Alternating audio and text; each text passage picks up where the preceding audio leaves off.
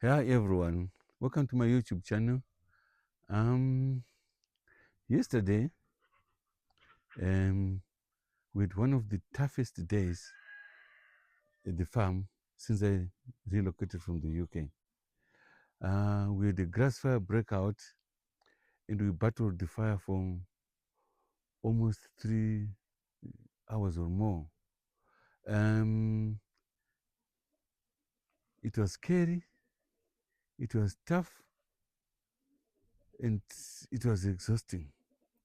And uh, so today, I just wanted to share with you what happened, what we learned from that, and how we are today.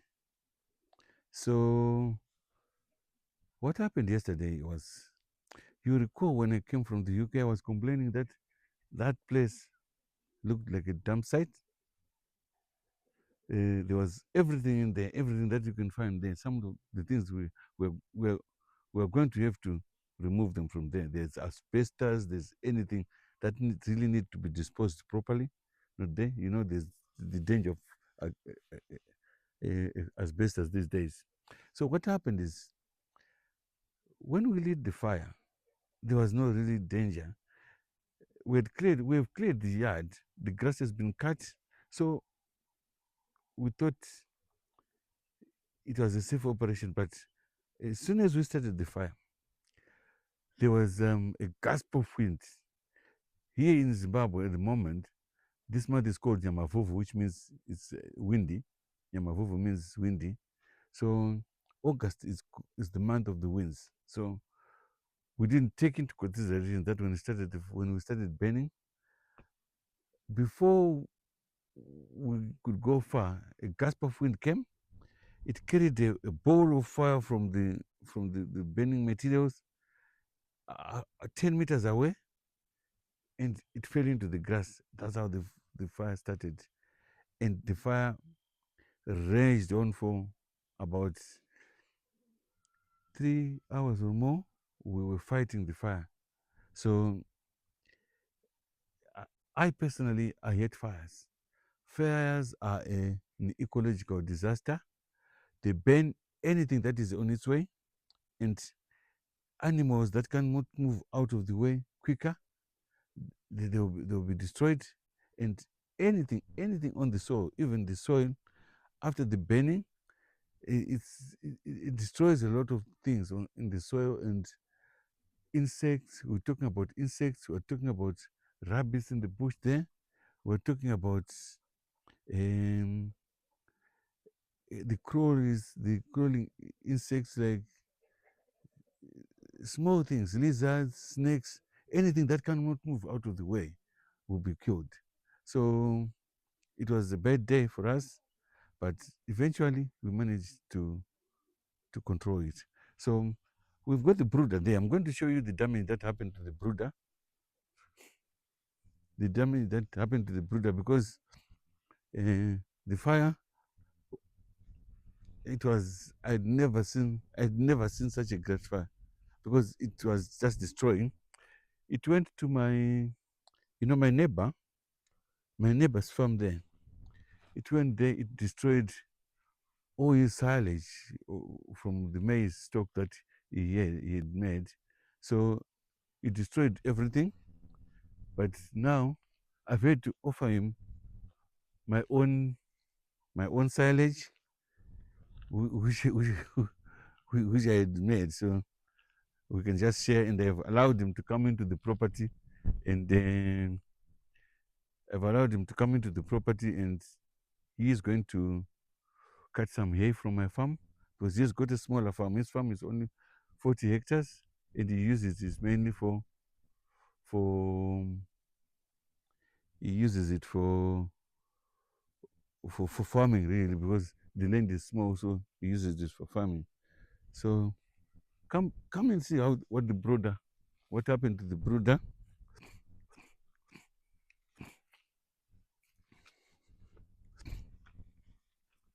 So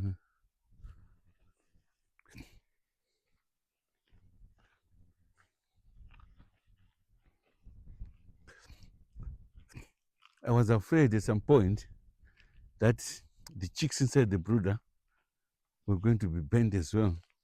So it was really, really scary. You can see what happened to the poultry curtains, the curtains that cover these walls outside. They were bent. All these were bent. You can see the chicks inside.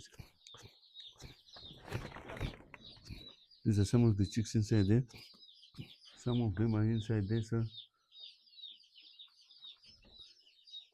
but it was really a disaster yesterday. So this is it.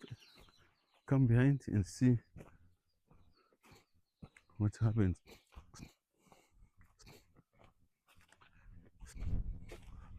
So you can see all these poultry curtains. They're supposed to be covering that space, but they're disaster. We have to buy some new poultry curtains to cover these places. But on this side, you can see there we had cut some hay, and we hadn't baled it yet. So all that hay was destroyed. You can see how far it goes. How far all this part was bent. And then on this side, it's better because these are fields. I use this land for fields. I'm going to be plowing on this land. So in a way, it's good that it's no longer there's no longer much grass. It's easier for the tractors to till the land. But nevertheless, I didn't want to burn anything, to burn the insects, to burn anything, to burn all the animals got got the brunt of the burning. And on this side, I've managed to preserve this place. I had managed over the years. I don't want any tree cut on that side, and and we keep it only animals, cattle and goats go there for grazing, but no one must cut any tree on that side. But yesterday, part of it, not all of it, we managed to stop it before it had gone any further. Part of it was bent, and part of it was bent, and the other part wasn't bent.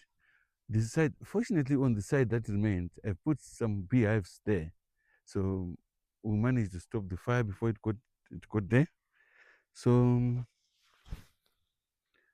so that is that. So we've got some pipes.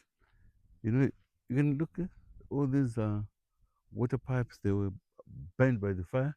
Nothing. The other pipe that you can see on the other side, we've replaced it today because we needed to continue to operate today. So that's it. So otherwise, um, that's the story for yesterday, and we are really feeling bad. Today we've had to give the, all the guys that worked with me there, we've had to give them a day off because it was really exhausting for them. For 3 hours, people running with water pipes and water cans, and some with knapsacks on the backs, trying to stop the fire. It was really, it was. I'm glad that we stopped it before. It only destroyed the silage, my neighbor's silage, but I'm glad that we stopped it before it went even further to other people's farms.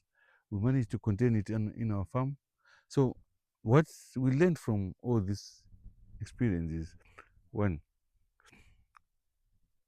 if you're going to be doing any rubbish burning, don't do it in in in in August, because August in Zimbabwe is very windy, and the wind can change, can come anytime, and you'll be stranded.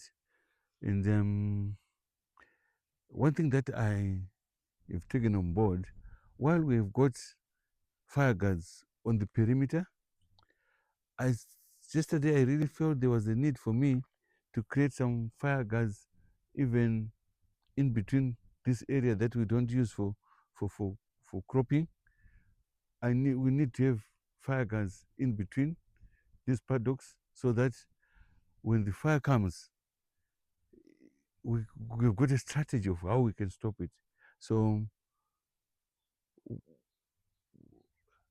as from now, we are going to try and make sure that there's a fire strategy and the fire guards are properly done so that this doesn't happen again. So that's the story for yesterday. It's a sad story, really, because I really don't want to. I'm I'm an environmentalist. I don't want to damage the environment. I love this is the one reason why I want to stay here. This forest. If I can walk down into the forest there alone, I can find a nice place where I can relax. I can just walk in silence if I don't want anything, listening to my music on my headphones and just enjoying it. That's why I preserve this place like that. But anyway, things happened. It's an accident. No one wanted it that way. And we'll try and avoid it again next time. Anyway, thank you for following. Please subscribe and and like so that you can follow the journey, my relocation journey to Zimbabwe. Everything seems to be going well now. We've done, there are a lot of things that I've done from what I was complaining about when I came. We have managed to do a little bit of things. So I'll get, we'll get to that on another day. I'll show you what the improvements that we are making and what is going on. Anyway, have a good evening.